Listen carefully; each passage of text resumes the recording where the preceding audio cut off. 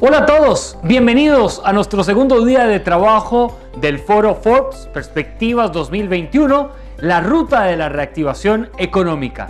Soy Nilsen Buján, comunicador y empresario, así que nos vamos a sumar de inmediato a este magnífico evento.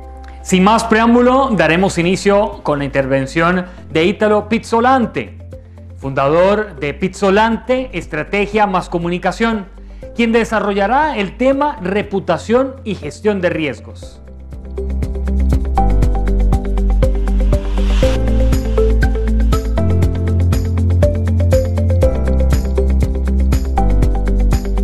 Soy Ítalo Pizzolante, consultor gerencial en la región, trabajo en Iberoamérica y mis amigos de Forbes me han pedido compartir con ustedes una visión sobre esta gestión de riesgos y la reputación en una ruta de la reactivación económica. Dos puntos quiero conversar. Uno, inteligencia contextual, una reingeniería de pensamiento. Hablamos como titular de descifrar las nuevas realidades o los riesgos de la ingeniería social que yo estoy percibiendo en la región. Y el segundo punto es un sistema integrado de gestión reputacional, fundamental. Es decir, el titular sería el kit de sobrevivencia para una nueva hoja de ruta. Si desciframos la realidad, estamos hablando de esta inteligencia de contexto, saberlo leer, donde el COVID fundamentalmente ha sido un acelerador de los cambios, más rápido de nuestra capacidad para estar listos. Uno de ellos es que nos ocupamos mucho de la bioseguridad, pero no de la psicoseguridad, que es esa salud mental y fundamentalmente el bienestar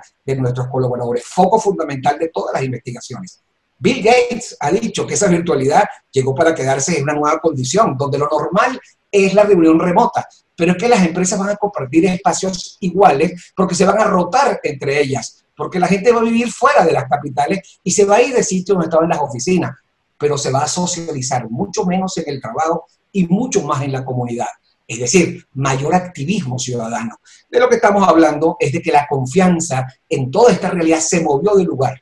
Edelman en su Trust Barometer habla que en el 2018, gente tú o como yo, eran los que se creía, pero el fake news ha cambiado completamente. Y ese fake news lo que ha hecho es que para principios de este año, el año 2019, ya se creía en técnicos expertos o en académicos, en empleados, después en ONGs, primero las empresas, ONGs, al final periodistas y gobiernos. Pero después de la pandemia cambió. Son académicos y científicos, autoridades en salud, ONG, periodistas y los últimos, se movió a lo último, los CEOs.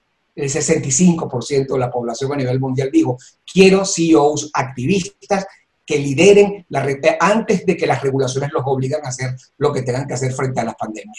La crisis de los impactos en el consumidor es otro elemento fundamental de esta inteligencia contextual, el desempleo y la pobreza que genera, donde el propio McKinsey habla de que un 75% de los consumidores en los Estados Unidos cambió sus mecanismos de compra, por lo cual, si vemos esto a nivel global, la propia investigación de confianza habla de que en un casi 90% del consumidor global te dice, oye, yo cambié mi manera de comprar y quiero que las marcas inviertan dinero y recursos en productos que ayuden a personas. Estamos hablando de que ya para junio los consumidores en porcentajes cercanos al 50% decían, la marca tiene que ser innovadora en materia y compasiva en materia social con respecto a lo que está pasando. Otro elemento de esta inteligencia contextual es una ruptura del pacto social. Las nuevas demandas sociales que son y van a ser insatisfechas van a generar cambios en el populismo, van a generar cambios en el mundo político. Y esa discusión del greenwashing del pasado pasa a ser ahora la del coronawashing. ¿Será que las empresas quieren lavarse la cara pensando en cómo hacer reputación a partir de la crisis? Bueno, las investigaciones dicen que por ahí no va el camino. El 71% de la población dice, ojo, si antepones tus beneficios en la crisis a la confianza que tienes que ganar conmigo, porque las empresas, el consumidor de las empresas están esperando mucho más responsabilidad y que protejan del virus a los empleados y que los empleados no contaminen a la comunidad. Históricamente, estos temas de responsabilidad y actuación social estaban muy conectados además con el mundo, digamos, de esa filantropía que hoy se toma parte, pero la sostenibilidad, que es un nuevo concepto, avanzó y se apoderó de la discusión del mundo de la empresa. Pero hoy cambió. Ahora hablan de un acrónimo que marca la distancia entre las empresas y si invierto o no en ellas. Y se llama ESG, que es Environmental, Social and Governance Issues. ¿Qué está pasando, por ejemplo, en las figuras profesionales del Compliance Officer en este momento? Cuando el capitalismo empieza a ser cuestionado y se habla de capitalismo consciente y ya es Standard & Poor's o BlackRock o Larry Fink, CEO de BlackRock, quien dice, y esto es literal, 5.000 votos en contra en asambleas de empresas donde estamos invirtiendo porque la alineación de las decisiones de los CEOs no está con la sociedad y con el ambiente. Es decir, cambió el concepto de globalización y resurgimiento de los nacionalismos va a ser parte de ese esfuerzo. De hecho, las nuevas generaciones hablan de que hay que proteger a las empresas locales y quiero hacer compras locales. Cambios que además hacen que en una débil institucionalidad, en una frágil gobernabilidad, en un ambiente donde hay corrupción y narcotráfico, esa débil institucionalidad, así como afecta a la empresa, hay empresas con intereses distintos que no son ortodoxos, que conviven su modelo de negocio en la mayor desinstitucionalidad posible. Es decir, hay un reto fundamental en estos temas que tienen que ver incluso con lo geopolítico. El cambio de gobierno en los Estados Unidos, el cambio de gobierno en España, el nuevo gobierno en Bolivia, la presión de Rusia usando algoritmos en las discusiones, todo eso tiene que ver con un cambio de esto que he llamado, y con fuerza, los elementos vinculados a inteligencia contextual. Todos estos algoritmos, yo escribí en Forbes un artículo que se llamaba La dictadura de los algoritmos hace ya varios años, donde básicamente buscan reducir a lo mínimo la iniciativa individual. Un activismo ciudadano, para cerrar esto de los dos puntos, que tiene que ver con que está cambiando la nueva generación y en esa famosa portada de Time que hablaba de enough, es decir, basta, suficiente, hay un nuevo activista que es la generación Z que dice 76% en 10 años. Esto de la lucha contra los problemas en los que yo creo van a ser mi norte. 80% me voy a unir a organizaciones sociales. 79% voy a estar en protestas y manifestaciones. 70% voy a utilizar redes sociales. Y lo más complejo, casi 60% dice me quiero involucrar en política. ¿En cuál política? ¿Con qué orientación? Entonces, todas estas amenazas obligan a una inteligencia contextual. El segundo punto, y con esto cierro en los últimos minutos, es, bueno, ¿y cómo creamos un sistema integrado de gestión de reputación? Un kit para sobrevivir frente a todo eso. Bueno, sin duda el primero es reputación. No es crear valor, es capturar valor de confianza. Y eso requiere nivelar información para generar conciencia y construir creencias compartidas. Alinear pensamiento para garantizar consistencia en nuestra narrativa y coherencia en nuestras actuaciones. Y direccionar para lograr objetivos cumpliendo con los indicadores a los que nos hemos comprometido. Esas lecciones aprendidas que fundamentalmente lo que buscan es contrastar todo lo que es fundamentalmente propósito en lo que es la realidad de lo que realmente tienes y la percepción que tienen los demás de lo que tú tienes o lo que creen tú que tienes y los demás no perciben. Entonces, hay aprendizajes que tenemos que profundizar. Un cambio en el mindset del liderazgo, donde el líder, más que líder, debe ser influenciador. Es decir, que la proyección de su transparencia y con mucho mayor rigor en la comunicación permita el kit de sobrevivencia. Y listo, básicamente las 10 herramientas en esa caja. Uno, los roles del Compliance Officer para inteligencia contextual, que se llama ERM, Enterprise Risk Management. Y eso tiene que ver con influencia. Lo segundo, valorar los indicadores de confianza. Lo tercero, desarrollar un modelo organizacional horizontal, que son herramientas, y comités y foros. Cuarto es el posicionamiento, y el posicionamiento definido en cómo quiero ser percibido. Otro más es la narrativa.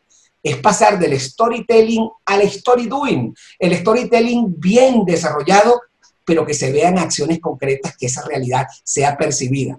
La rigurosidad de crear una agenda de riesgo ante la crisis y, por supuesto, tener embajadores de la empresa que compartan valores. Pero esto tiene que ver, queridos amigos, con un entrenamiento diferente, con un issues management. Es decir, cómo manejo los asuntos en una complejidad donde fundamentalmente son grandes estos desafíos, Solo desarrollando conciencia del impacto vamos a poder compartir, vamos a poder crear, vamos a poder fortalecer y blindar la reputación de la marca producto, la marca empresa que fabrica producto y la marca líder de la empresa que fabrica producto.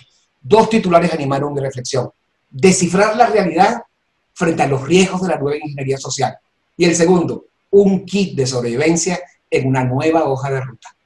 Mil gracias por este momento de compartir ideas. Comparto con frecuencia artículos en la revista Forbes, me llena profundo orgullo básicamente describir esta realidad que descifro para ustedes en estos kits de sobrevivencia en tiempos tan complejos. Hasta luego.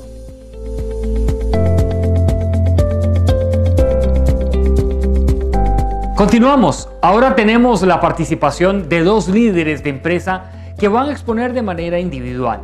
Carlos Chavarría es fundador y creador de FAT. Nos va a presentar el tema de las tendencias que transformarán los negocios este 2021.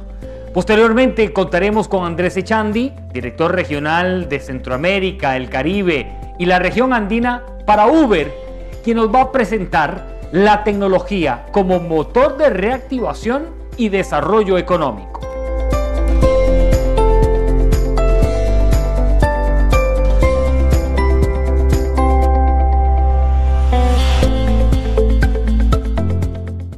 Muchas gracias a Forbes por la invitación a esta fenomenal iniciativa que estoy seguro será de gran interés y ayuda para toda la audiencia.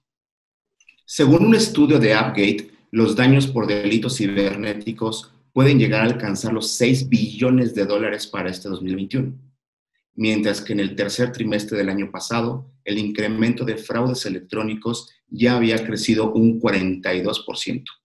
Por otro lado, hubo un crecimiento de 139% en el número de transacciones inusuales, que son consideradas como sospecha de fraude.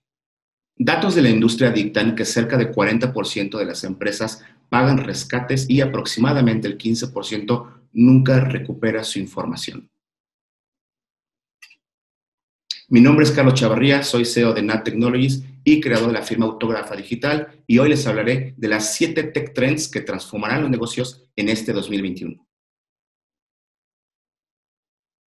Como todos sabemos, los temas digitales y 100% remotos, es decir, sin interacción humana, llegaron para quedarse. Y más ante este repunte en los contagios de COVID, así como las nuevas cepas que han aparecido y probablemente sigan apareciendo. Así que si el COVID se está adaptando, nosotros tenemos que hacerlo también, y mucho más rápido, para garantizar la continuidad de nuestros negocios y la salud de nuestras familias y colaboradores. A continuación, las 7 tendencias tecnológicas que este 2021 transformarán los negocios como los conocemos hasta hoy. 1. Identidad digital, consolidación y penetración. En algunos países de América Latina, como México, Chile, Argentina, Brasil, la identidad digital es una realidad y es gestionada por el Estado. Lo que podemos esperar para este 2021 es un incremento significativo de hasta el 50% en la adopción de tecnologías relacionadas con la validación de identidad. Esto con la finalidad de garantizar que la persona es quien dice ser en transacciones digitales, tanto en gobierno como en el sector privado, con el fin de garantizar ante cualquier transacción digital que las personas, como dije, sean quienes dicen ser.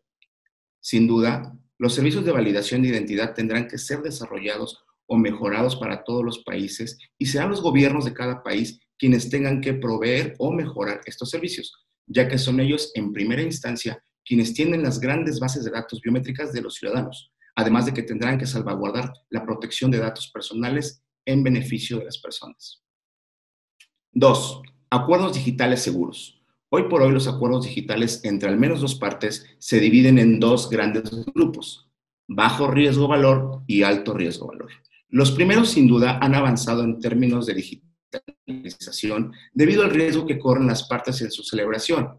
Sin embargo, este 2021 veremos cómo muchos procesos de alto valor adoptarán plataformas 100% digitales, considerando que en la actualidad es prácticamente imposible que las personas celebren acuerdos de manera física, y no sabemos por cuánto tiempo más será así, sobre todo si consideramos que muchos de los gobiernos de la región consideran a nuestros procesos de negocio como no esenciales.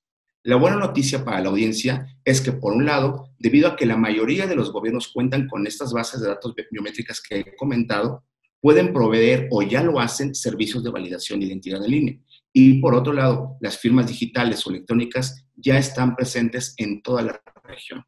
Así que es solo cuestión de adopción lo que permitirá que estas nuevas plataformas puedan brindar mecanismos para realizar acuerdos de alto valor de manera segura y conveniente, los cuales hoy se siguen celebrando en papel y de forma presencial. 3. Delivery seguro. Este es todo un tema, y es que ahora que el e-commerce y las plataformas de delivery han cobrado una fuerza impresionante, surgen nuevos tipos de fraude, casos que seguramente todos hemos escuchado.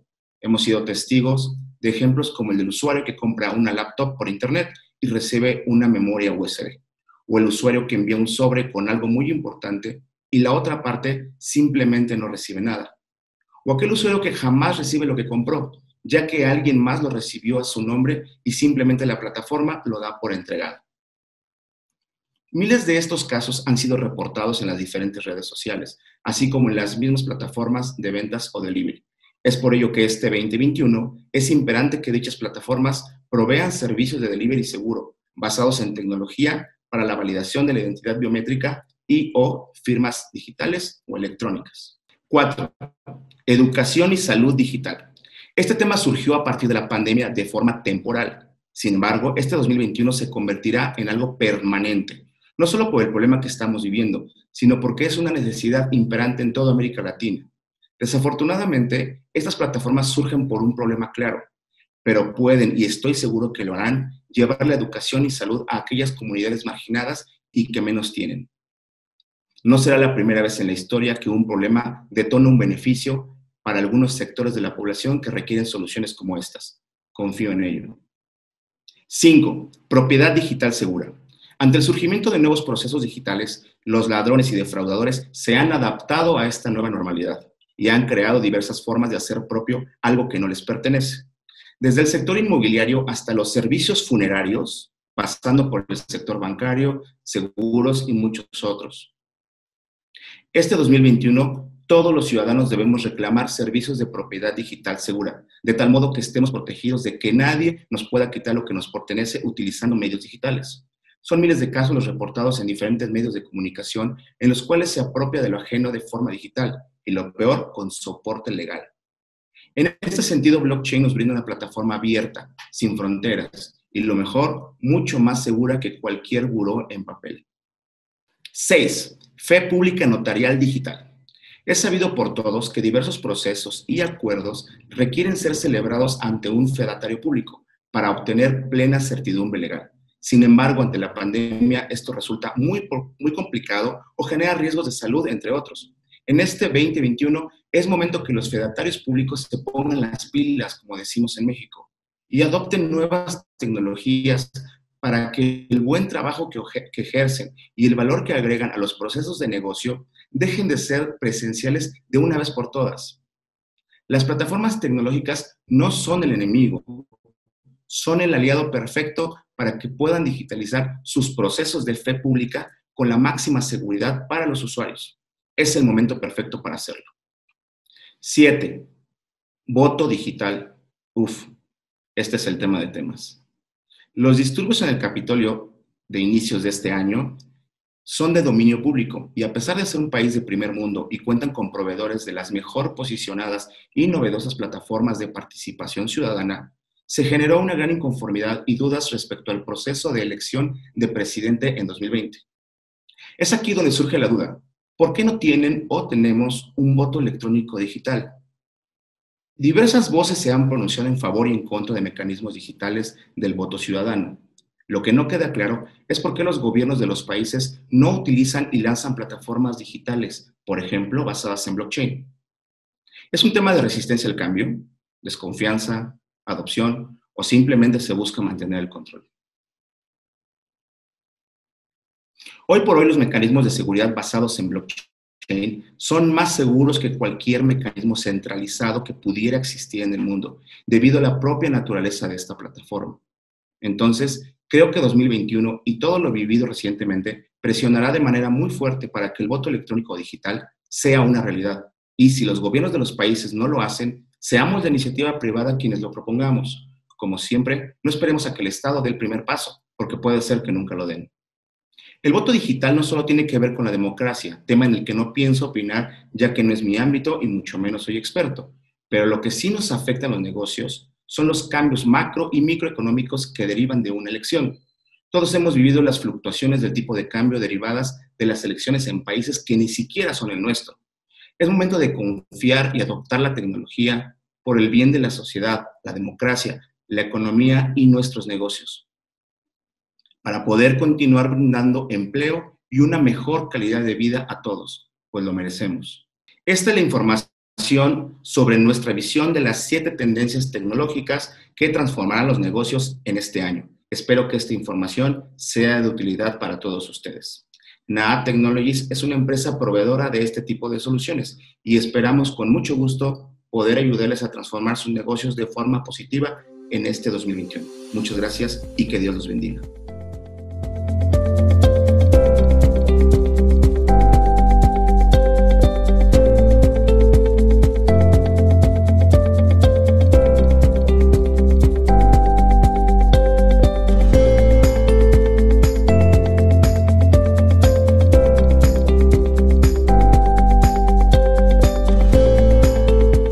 Buenas, ¿cómo están? Un gusto saludarlos. Mi nombre es Andrés Echandi. Soy el gerente regional para la región andina, Centroamérica y el Caribe de la plataforma de Uber. Espero que todos estén empezando este año con buena salud. Hoy vengo a hablarles de un tema muy importante que es la reactivación económica y cómo la tecnología puede ayudar a la reactivación económica en un momento como el que estamos viviendo hoy en día, con la pandemia de COVID-19 que en el 2020 impactó a todos los mercados de Centroamérica y el Caribe. Y creo que como plataforma, Uber es una compañía que está, digamos, en primera línea en términos de las respuestas a esta pandemia y cómo ha cambiado el mundo de los negocios y el mundo en el que vivimos. Entonces me gustaría empezar esta charla encapsulando tal vez los cambios principales que hemos visto desde el inicio de esta pandemia en nuestros países alrededor de marzo del 2020. Hay que reconocer, ¿verdad?, que como compañía de movilidad, nosotros nos vimos forzados a decirles a todas las personas al principio de marzo que tenían que quedarse en su casa, conforme los gobiernos en los diferentes mercados establecieron restricciones para tratar de contener los contagios al principio de la pandemia. Creo que eso es algo que cualquier compañía, ¿verdad?, o cualquier entidad que esté operando en nuestros países hoy en día tiene que tomar muy en cuenta conforme empezaron a ver los casos. ¿Cómo podemos asegurarnos de minimizar a través de la tecnología, ¿verdad?, los contagios? Entonces, ese es un tema muy importante que vamos a discutir en esta charla. Me gustaría empezar, como dije, por los primeros 3 grandes paradigmas que ha causado, ¿verdad?, esta nueva normalidad. El primero es que para las personas que pueden, la tecnología ha permitido, ¿verdad?, la educación y el trabajo por videoconferencia. Muchas de las personas ahorita que están en su casa trabajando lo hacen de manera virtual, ¿verdad?, utilizando herramientas tecnológicas para poder tener sus reuniones del día a día, para poder hacer su trabajo. Esto es algo que afecta, ¿verdad?, solo a un subsegmento de la población, ya que no todos podemos tener, digamos, la capacidad de trabajar desde la casa y algunos, ¿verdad?, los trabajadores esenciales no tienen esa capacidad. Entonces, ese es uno de los primeros grandes cambios que vimos con la pandemia. El segundo sería el aumento en la velocidad de digitalización de las poblaciones en nuestros países, ¿verdad? América Latina en general ha tenido una digitalización fuerte, ¿verdad?, con personas que han estado accediendo a tarjetas de crédito, que pueden utilizar páginas web o aplicaciones en su teléfono para poder comprar cosas. Pero con la pandemia y las restricciones a la movilidad, esto se aceleró muchísimo, ¿verdad? Entonces, uno de los primeros grandes cambios es cómo la digitalización aumenta y cómo este cambio probablemente no va a regresar con la vacunación o después de que pase la pandemia de COVID-19, ¿verdad? La nueva normalidad ya ha causado que esas personas accedan a estas herramientas y al acceder a las herramientas van a seguir utilizándolas. Yo antes iba al supermercado todas las semanas, hoy en día tal vez lo pido desde mi casa y creo que esa es la nueva realidad para muchos de nosotros. Un tercer punto importante es que la movilidad ahora también se ha visto aumentada el uso de las aplicaciones tecnológicas y también los envíos, ¿verdad? O sea, no solo la movilidad, sino la capacidad de enviar artículos, ya sea cosas como comida, que ya existían, ¿verdad? Con plataformas como Uber Eats, pero ahora el envío de paquetes, mensajería, productos, como las compañías que tal vez antes solo vendían a las personas físicamente porque llegaban a sus tiendas, hoy en día tienen que ver cómo pueden acceder y, digamos, tener una presencia virtual, una tienda virtual, para que estas personas puedan acceder a esos productos sin tener que ir físicamente a la tienda. Entonces, creo que el primer mensaje que les quiero dejar es que estas tres tendencias que mencioné anteriormente van a seguir siendo relevantes, ¿verdad? Ya sea ahorita en enero del 2021, pero hacia, digamos, el resto del 2021 y a futuro, la digitalización va a ser algo que va a seguir viviendo con nosotros y que se ha acelerado muchísimo. Entonces, una recomendación sería, para mí es muy fácil decirlo, como gerente de Uber, porque esta compañía es digital y nació de una manera digital, pero creo que un movimiento a la digitalización tiene que estar dentro de los planes de todas estas compañías que están ahorita adaptándose a esta nueva realidad, porque las personas, los usuarios, ¿verdad?, están buscando, los clientes están buscando esas oportunidades para hacer sus compras. Otro tema muy importante es el tema de cómo se puede brindar el ambiente más saludable o más sanitizado para las personas cuando sí tienen que hacer el retraso. Entonces, como plataforma de movilidad, Uber tiene a usuarios que ingresan a los vehículos con socios colaboradores o socios conductores, y nosotros a través de la tecnología lo que tratamos de hacer es asegurar que esas interacciones que se dan en el mundo físico a partir de una plataforma digital sean de la manera más óptima posible. Entonces, esto incluye cosas como utilizar la tecnología para verificar el uso de mascarillas. Entonces, una persona cuando ingresa a un viaje tiene que usar la cámara para tomarse una foto y demostrar que tiene mascarilla, al igual que un socio. Entonces, este tipo de iniciativas creo que son muy importantes para asegurar la seguridad en el mundo, digamos, físico a través de la tecnología. Un último punto que quiero asegurarme es que no podemos dejar también a las personas que están más sensibles a esta nueva realidad. Hay que seguir apoyando a la comunidad del planeta. Entonces, creo que hay que buscar maneras de apoyar. Nosotros en la plataforma hemos hecho cosas como habilitar viajes para médicos, ¿verdad? Que son personas que son importantísimas en esta nueva coyuntura, y el uso de la plataforma y de la tecnología para que esas personas puedan ir a los hospitales y puedan hacer su trabajo de una manera segura y confiable es importantísimo, ¿verdad? Conforme se van dando estos cambios en nuestros países. Me gustaría terminar también con el punto de los planetas, ¿verdad? Del mundo, y es que ahorita el ambiente sigue siendo un tema relevante. COVID-19 es algo que está marcando el mundo y podemos ver cómo solo un virus puede generar estos cambios masivos en nuestro día a día. Bueno, el calentamiento global tendría un impacto todavía más fuerte que el COVID-19 y eso es algo que con la tecnología se puede ayudar a mitigar. Entonces es importante que las compañías tengan esto pendiente y presente cuando vayan formando sus planes estratégicos hacia el 2021. Entonces, para finalizar, la tecnología tal cual y la curva de la digitalización de las poblaciones en nuestros países de Centroamérica y el Caribe definitivamente nos marcan una tendencia y una pauta que no va a desaparecer con la vacunación. La vacunación, además, ha sido un proceso lento, probablemente va a ser un proceso lento, entonces estamos hablando de que los impactos de COVID se van a sentir por lo menos durante la primera mitad de 2021 y dependiendo de los países y cómo hagan sus planes de vacunación podría tener un impacto más allá. Entonces, es importantísimo que la tecnología y la digitalización sean parte de las estrategias de las compañías en el 2021. Nosotros como plataforma tecnológica lo ponemos siempre como tal vez la cosa más importante que nos va a permitir apoyar a nuestros socios, apoyar a nuestros usuarios. Y los invito a todos que lo tomen como un reto, esta digitalización y estas nuevas oportunidades, conforme se vaya reactivando la economía, porque va a ser una nueva normalidad en la cual todos vamos a tener que adaptarnos. Entonces, muchísimas gracias por el tiempo, gracias a Forbes por darme este espacio y espero que tengan un excelente 2021. Muchas gracias.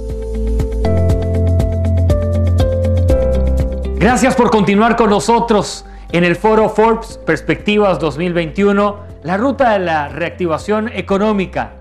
Su lista de apuntes imagino que está creciendo igual que la mía. De eso se trata estos eventos, para aprender. Ahora tenemos una entrevista con el doctor Dante Mossi, presidente del Banco Centroamericano de Integración Económica, una institución clave para el desarrollo de esta zona del mundo, quien responderá una serie de preguntas relacionadas con la reactivación económica de la región.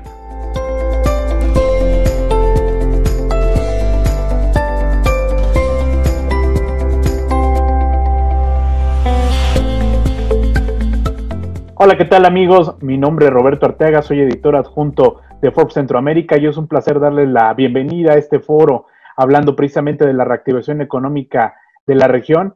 Y pues bueno, estamos iniciando el año y el mundo se encuentra frente a una crisis económica típica en una contingencia por el nuevo coronavirus SARS-CoV-2 y la emergencia sanitaria vuelve impredecible lo que puede ocurrir en las economías del mundo. El grado de incertidumbre es mucho más elevado, sin embargo la economía podría presentar un factor de recuperación acelerado, ya que el no hacer una crisis gestada en los mercados financieros podría tener una duración menor a lo que ha sucedido en otras crisis. El Banco Centroamericano de Integración Económica ha jugado un papel sumamente relevante en otorgar esta certidumbre a través de sus planes de recuperación. Por eso es un placer darle la bienvenida al doctor Dante Mossi, presidente ejecutivo del Banco Centroamericano de Integración Económica, BCI. Doctor, es un gusto saludarlo. ¿Cómo está? Muy bien, muchas gracias. Un honor. Muchísimas gracias, doctor. Y pues bueno, me gustaría arrancar esta entrevista preguntándole cuál es la perspectiva que tienen precisamente de este 2021 en cuanto a la recuperación económica. No, muchas gracias. La verdad es que la crisis del COVID-19 ha sido una crisis atípica en el sentido de otras crisis ocasionadas por desastres naturales, en el cual las economías de Centroamérica tuvieron que apagarse, ¿verdad?, para combatir de forma inmediata la propagación del COVID-19. Y algunas economías cerraron muy drásticamente, unas menos drástico, pero el resultado fue que el aparato productivo quedó intacto, en el sentido de la producción agrícola, las fábricas, era un asunto de apagado y encendido, ¿verdad?, desde la maquinaria. Quizá, ¿verdad?, Centroamérica Sur, que depende más de los servicios, sufrió mucho más, porque obviamente va a tomar más tiempo, por ejemplo, que los turistas regresen al sur de Centroamérica.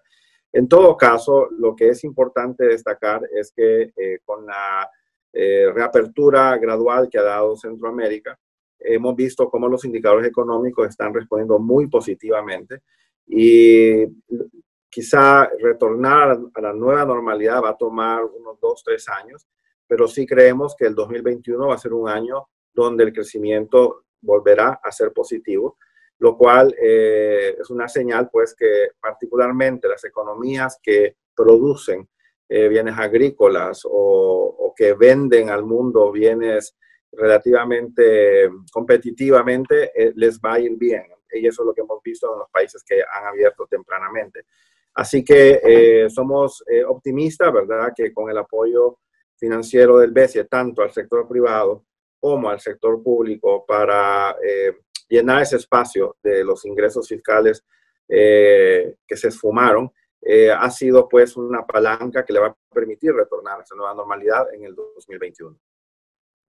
Doctor, sabemos muy bien que ustedes como institución financiera han otorgado pues un apoyo firme durante 2020 con apoyos pues económicos, financieros a los países miembros, con desembolsos millonarios precisamente para atender esta crisis. Ustedes de hecho crearon el programa de emergencia de apoyo y preparación ante el COVID-19 y de reactivación económica. Me gustaría preguntarle en este sentido, ¿cuáles son los pilares y cuál es el papel que quieren jugar ustedes como banco precisamente en la recuperación de la región durante 2021?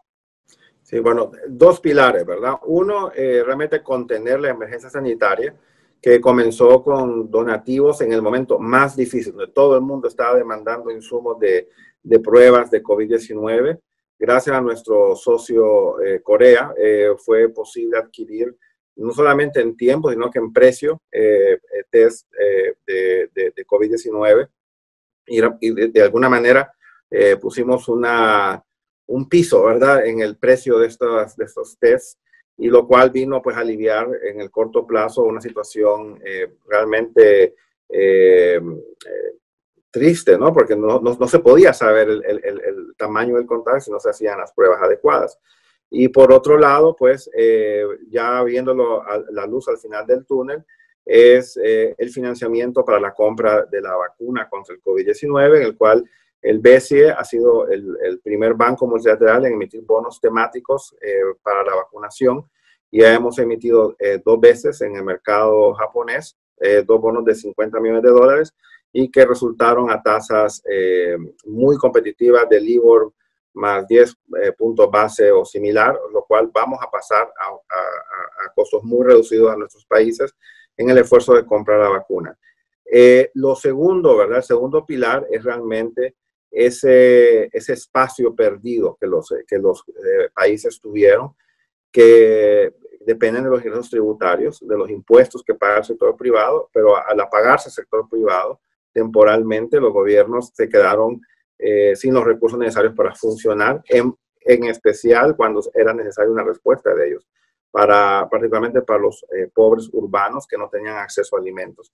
Entonces, en ese caso, pues el BCE actuó de una manera muy diligente en proveer esos recursos, líneas de liquidez para los bancos privados y también para los bancos centrales. Y eso fue realmente muy bien recibido por la rapidez de la implementación de ese programa. Nuestro banco, ¿verdad?, pasó a modalidad de teletrabajo de forma inmediata y nuestro directorio virtualmente se reunía y se sigue reuniendo virtualmente y estamos atendiendo esa solicitud de una manera muy diligente, muy por delante de cualquier otra institución financiera. Doctor, me gustaría preguntarle también un tema muy importante que es relacionado precisamente con las pequeñas y medianas empresas. Sabemos muy bien que también ustedes han creado apoyos para estas empresas. Me gustaría preguntarle cómo ven precisamente este panorama para este tipo de compañías que sabemos que han padecido muchísimo durante esta temporada. Sí, nosotros lanzamos una iniciativa para el sector privado de $350 millones para capital de trabajo y con un fondo de garantías, ¿verdad?, directo que el BCE ha puesto a disposición. Y yo quiero primero que todo dar las gracias a los amigos del BCE, como la Unión Europea, Alemania, Estados Unidos, Taiwán, Corea, que apoyaron decididamente este programa de reactivación económica. Y la verdad es que la idea, pues, de este programa era darle una inyección de adrenalina a la pequeña y mediana empresa para básicamente obtener nuevos préstamos, a pesar de que muchas de ellas ya tenían endeudamiento. Entonces iba a la par de un fondo de garantía de hasta 75% del monto del préstamo, 2 años de gracia y 3 años para repagarlo. Entonces, estos programas, tengo que confesar, han sido muy exitosos en Honduras y en El Salvador en particular, con menos demanda de los demás países, pero en vista, pues, de los huracanes ETA e IOTA, hemos extendido el programa hasta el próximo año y realmente, pues, estamos muy contentos de que sí ha hecho una diferencia en rescatar empleos, que esa es una de las tragedias más grandes. Los primeros informes que estamos recibiendo ha sido que el sector privado ha perdido mucho empleo en el sector servicios, en particular las mujeres de las ciudades. Entonces, esto es muy grave y pensamos que este programa ha sido tan efectivo que por primera vez tenemos inclusive una donación de ONU Mujeres para el BCE para fortalecer este fondo de garantías para aquellos negocios liderados por mujeres. Entonces, creo que es una buena señal de que el programa llegó justo a tiempo y que los países están replicando, obviamente en montos mucho mayores, para apoyar su MIPYME. Doctor, usted ha tratado también un tema fundamental que ha sido el tema de la inversión en salud. Sabemos muy bien que esta crisis sanitaria pues ha puesto el dedo en la llaga en decir que hay necesidad de mayores recursos y usted habla precisamente de varios retos para la inversión en salud. ¿Nos puede platicar un poquito acerca de qué visualiza en este tema? Sí, curiosamente, ¿verdad? Con esta crisis sanitaria, creo que digamos, el reto lo divido en 2 partes. Uno, curiosamente, los países que tienen mayor espacio fiscal son los que han salido mejor del COVID-19, porque han tenido el espacio de endeudarse para adquirir lo que requerían para afrontar la crisis. Pero por otro lado, es evidente que en la región centroamericana no hay producción de insumos médicos y realmente la escasez fue sentida por toda la región. una de las acciones que estamos poniendo en marcha es un concurso para buscar un parque de bioingeniería de producción, de vacunas y de insumos médicos, con el generoso apoyo de Corea. Y la idea es establecer, vamos a hacer una competencia regional y que gane el mejor, donde ponemos este bioparque, ¿verdad?, de bioingeniería, para que Centroamérica no sufra lo que sufrieron otros países o la misma Centroamérica en un momento de una crisis.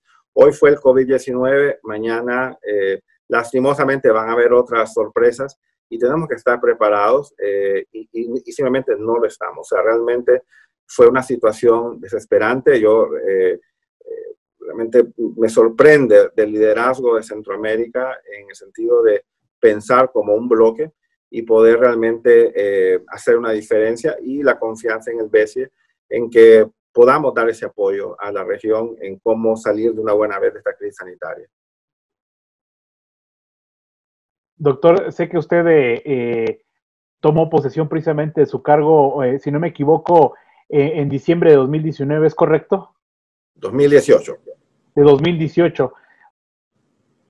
Es decir, está cumpliendo 2 años en este encargo. Me gustaría preguntarle cuáles son, a la distancia precisamente de lo que hemos visto, de lo que hemos aprendido durante esta pandemia, las lecciones y las recomendaciones que usted le daría a los países de Centroamérica en términos económicos respecto a lo que hemos aprendido en esta etapa. Mire, primero que todo, realmente en estos 2 años el banco ha sufrido una transformación muy fuerte en el sentido de que nos hemos capitalizado, incrementamos nuestro capital 40% en medio de la crisis.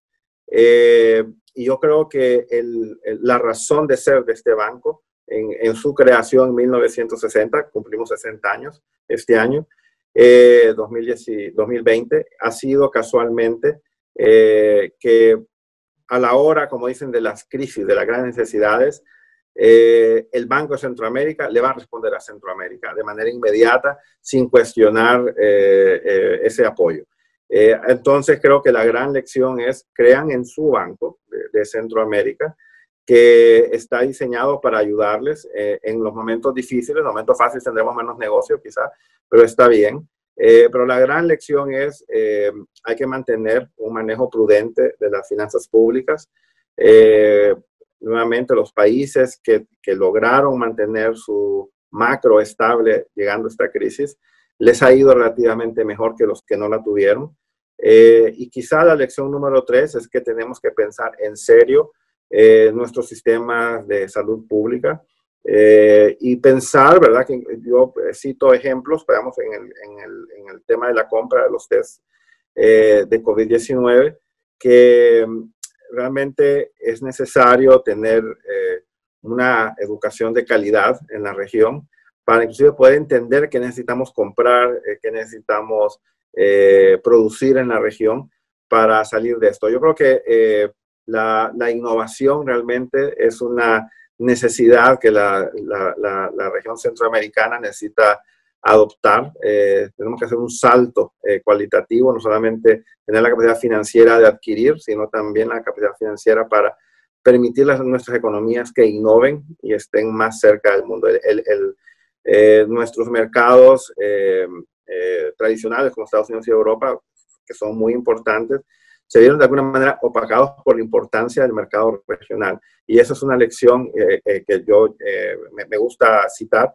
Los presidentes en esa reunión del 12 de marzo decidieron cerrar las economías al tránsito de personas, más no al de bienes. Y eso fue vital en por lo menos mantener a la región suministrada de alimentos. Entonces, el cliente número 2 de Centroamérica es Centroamérica, y ese cliente no se apagó durante la crisis. Y eso realmente sustentó que la caída en el PIB no fuera tan drástica como en otras regiones de la región centroamericana. Así que creo que lección final que yo llevaría de esto es que mientras Centroamérica no piense como Centroamérica, como un mercado, y no hablemos de temas políticos, no de temas económicos, no vamos a hacer una diferencia en el mundo. O sea, si pensamos como Centroamérica, como país, somos la 4ª economía de América Latina en tamaño de PIB, y obviamente tenemos un peso específico que vale la pena pues alimentar y cuidar. Doctor Mossi, además me imagino que también para ustedes será un año muy intenso en inversiones productivas, que veremos que pues, las empresas ya están en este plan de recuperación. Digamos que 2020 fue el año donde tuvimos que sacar este tanque de oxígeno, pero ya 2021 hablamos precisamente de este año de recuperación y de inversiones constantes para las empresas. Así es. Yo creo que uno de los temas más relevantes para la región, y ese es el mensaje que el BCE ha dado, es que los países no están solos y los gobiernos no deben sentirse que ellos tienen todo el peso sobre sus espaldas, sino que tienen que compartirlo con el sector privado. A mí me place, pues, anunciar que el BCE está volviendo al mercado de equity para apoyar directamente la inversión de las empresas con capital. También estamos desarrollando en el 2021 el mercado de deuda regional para facilitarle la entrada a los inversionistas a que compren y vendan, ¿verdad?, deuda centroamericana, comenzando con deuda estatal y luego pasando a deuda privada más adelante, y el BCE actuando como el liquidador de posiciones de mercado. Y tenemos muchos proyectos más para este año 2021 y realmente yo diría que va a ser el año que el sector privado tiene que probarle a Centroamérica que puede restablecer la credibilidad y la generación de empleo que tanto necesitamos. Doctor Dante Mossi, presidente ejecutivo del Banco Centroamericano de Integración Económica, le quiero agradecer muchísimo esta oportunidad de conversar con usted y pues bueno, nos mantendremos atentos a lo que hagan ustedes como uno de los organismos multilaterales más importantes en la región de Centroamérica para seguir platicando. Muchísimas gracias, doctor. Un placer y feliz 2021. Muchísimas gracias, doctor. Y a ustedes, amigos, también les enviamos un saludo y les agradecemos mucho que nos hayan acompañado en esta conversación. Muchísimas gracias. Seguramente todos quieren saber un poco más del rumbo que tomará la economía, lo que se puede presentar en este 2021. Más de uno queremos apuntar hacia dónde terminará este año. Para ello está con nosotros Alejandro Trapé. Él es el director del Instituto de Competitividad de ADEN Business School. Nos va a dictar qué sectores impulsarán el crecimiento de Latinoamérica en el 2021.